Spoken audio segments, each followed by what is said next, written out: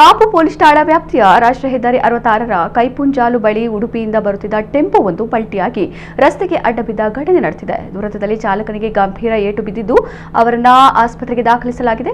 ವಾಹನ ಚಾಲಕನ ಅತಿವೇಗ ಮತ್ತು ಅಜಾಗರೂಕತೆಯ ಚಾಲನೆ ದುರಂತಕ್ಕೆ ಕಾರಣ ಎನ್ನಲಾಗಿದೆ. ಘಟನಾ ಸ್ಥಳದಲ್ಲಿ ಜಮಾಯಿಸಿದ್ದ ಸಾರ್ವಜನಿಕರು ವಾಹನವನ್ನು ತೆರವುಗೊಳಿಸಿ ಚಾಲಕನನ್ನ ಆಸ್ಪತ್ರೆಗೆ ದಾಖಲಿಸಲು ನೆರವಾಗಿದ್ದಾರೆ. ಪೊಲೀಸರು ಆಗಮಿಸಿ ಪರಿಶೀಲನೆ ನಡೆಸಿದರು. ರಕ್ತ ಬಿದ್ದ ಜಾಗಕ್ಕೆ ಸ್ಥಳೀಯರು ಮಣ್ಣು ಹಾಕಿದರು. ಹೆಚ್ಚಿನ ಮಾಹಿತಿ ತಿಳಿದು ಬಂದಿಲ್ಲ.